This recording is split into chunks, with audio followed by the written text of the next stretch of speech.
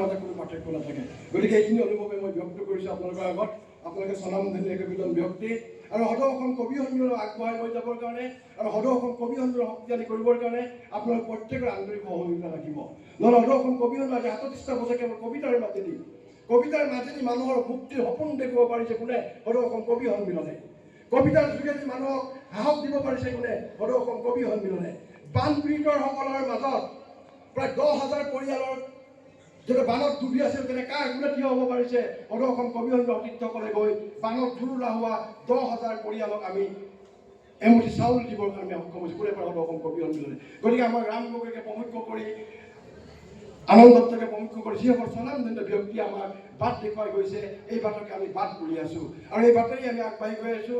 আমাৰ জ্যেষ্ঠসকল আমাৰ যেনেকৈ আছে অনুজসকল আমাৰ পিছত আহি আছে আৰু আমি উত্তৰাধিকাৰ সৃষ্টি কৰি আমি আহি আছোঁ আৰু যোৰহাট জিলা কবি সন্মিলনৰ এইকাৰণে শক্তিশালী আমাৰ আনন্দৰা যেনেকৈ বাট দেখুৱাই আহিলে আমাক যতীন বৰগোহাঁই যেনেকৈ বাট দেখুৱালে তাৰপিছত দেৱজিৎ গোস্বামীৰ পৰা আৰম্ভ কৰি আমাৰ পৰাণ বৰুৱা ছাৰলৈকে যিটো অভিজ্ঞ পথ ইয়াৰ পিছত আৰু নতুন এটা প্ৰজন্ম আহি আছে আমাৰ পিছে যে যোৰহাট জিলাৰ নেতৃত্ব ল'বৰ কাৰণে সদৌ অসম কবি সন্মিলনৰ নেতৃত্ব ল'বৰ কাৰণে আৰু সদৌ অসম কবি সন্মিলনৰ নেতৃত্ব ল'বৰ কাৰণে আৰু যিটো অনুষ্ঠানৰ উত্তৰাধিকাৰী নাথাকে, যিটো অনুষ্ঠানৰ নতুন প্ৰজন্ম নাথাকে, কিন্তু এই অনুষ্ঠান স্থবিৰ অনুষ্ঠান মৃত বুলি আমি ক'ব লাগিব অনাগত দিনত। এই অনুষ্ঠানটো আগবঢ়াই লৈ যাবৰ কাৰণে নতুন প্ৰজন্ম লাগিব আৰু নতুন প্ৰজন্ম আগবাঢ়ি আহিব লাগিব। পুৰণিসকলে বাট দেখুৱাই গৈ থাকিব, নতুনসকলে আগবাঢ়ি আহি থাকিব। তেতিয়াহে এটা অনুষ্ঠান ধাৰাবাহিকতা থাকিব আৰু এটা অনুষ্ঠান শক্তিশালী হ'ব। আৰু সদৌ অসম কবি সন্মিলনে যোৱা ৩৭টা বছৰ এই কামেই কৰি আহিছে আৰু আপোনালোকে অনুৰোধ কৰিছোঁ যিসকলে আজিলৈকে যোৱা নাই এদিন আপোনালোকে ডক্টৰ কুতুবুদ্দিন আহমেদ ভৱনলৈ গৈ আহিব। সদৌ অসম কবি সন্মিলন কেন্দ্ৰীয় কাৰ্যালয় আমাৰ মেনেগত ডক্টৰ কুতুবুদ্দিন আহমেদ ভৱন আৰু কুতুবুদ্দিন আহমেদ ভৱন কবিতাৰ এটা মন্দিৰ আমি নিৰ্মাণ কৰিছোঁ কবিতাৰ কাব্য চৰ্চাৰ কাৰণে আৰু সদৌ অসম কবি সন্মিলন কেন্দ্ৰীয় কাৰ্যালয় যোৰহাটৰ মেনেগত অৱস্থিত আৰু আপোনালোকক এপাক গৈ যিসকল যোৱা নাই আজিলৈকে আমাৰ কাব্য চৰ্চাৰ যিটো মন্দিৰ এই মন্দিৰতে ভূমুখি মাৰিবৰ কাৰণে অনুৰোধ জনাইছোঁ। আজি উপস্থিত আছিলে ৰীতা বেগম বাইদেউ যিগৰাকী সন্মানীয় ব্যক্তিৰ বদান্যতাত আমি সদৌ অসম কবি সন্মিলন কেন্দ্ৰীয় কাৰ্যালয় লাভ কৰিবলৈ সক্ষম হৈছোঁ আৰু যোৰহাট জিলা কবি সন্মিলন কেন্দ্ৰীয় কাৰ্যালয় লাভ কৰিবলৈ সক্ষম হৈছোঁ। আৰু এই সন্মিলনখন আমাৰ যোৰহাট জিলা কবি সন্মিলনক আন্তৰিকতাৰে যোৱা কাৰ্যকালটোৰ কাৰণে কৃতজ্ঞতা জ্ঞাপন কৰিছোঁ, জনাইছোঁ আৰু এইবাৰৰ কাৰণে আন্তৰিক শুভেচ্ছা জনাইছোঁ, অভিনন্দন জনাইছোঁ। এটা কমিটিক এটা সন্মিলনৰ এটা কাৰ্যকালক আৰু এটা কাৰ্যকাল প্ৰতিনিধি সভাই আগবঢ়ালে কিন্তু খুব সাধাৰণ কথা নহয়।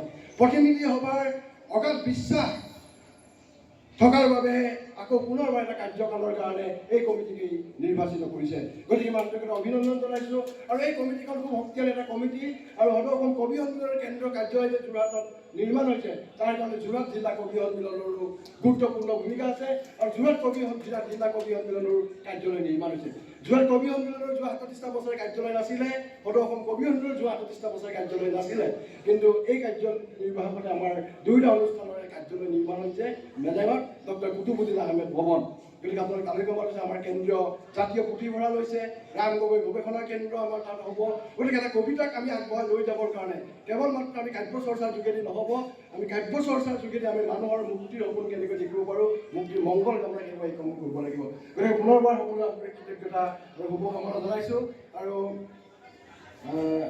পৰাণ বৰুৱা ছাৰে কাম কৰিলে আৰু এনাৰ্জেটিক মানুহ কিছুমান আমাক লাগে, এনাৰ্জি থাকিবলগীয়া মানুহ আৰু এনাৰ্জেটিক এটা আমাৰ সম্পাদক হ'ল দেৱজিৎ গোস্বামী আৰু দেৱজিৎ গোস্বামী যোৰহাট জিলাক কেনেকৈ নেতৃত্ব লৈছে আমি ভাবিছোঁ অনাগত দিনত সদৌ অসম কবি সন্মিলনত তেনেকৈ নেতৃত্ব দিব পাৰিম আৰু সদৌ অসম কবি সন্মিলনত এনেকুৱা আমি সুদক্ষ সম্পাদকৰ কাৰণে আমি ৰৈ আছোঁ যে জিলাখন ভালকৈ কাম কৰাৰ পিছত সদৌ অসমত কাম কৰিবৰ কাৰণে খুব সহজ আৰু সুবিধা হয়। গতিকে দেৱজিৎ গোস্বামীক আমি বাট চাইছোঁ সদৌ অসম কবি সন্মিলনৰ প্ৰধান সম্পাদকৰ এই আসনটোৰ কাৰণে। গতিকে পুনৰবাৰ জিলা সন্মিলন অভিনন্দন আৰু শুভকামনা জনাইছোঁ আৰু যদি মোৰ বক্তব্যত কিবা থাকি গৈছে বা মই বক্তব্যত যদি কিবা বেছিকৈ কৈছোঁ তেতিয়া মোক ক্ষমা কৰিব আৰু কবিতাৰ জয় হওক, সদৌ অসম কবি সন্মিলন জয় হওক, মৰেলী শাখা কবি সন্মিলনৰ আন্তৰিক অভিনন্দন জনাইছোঁ।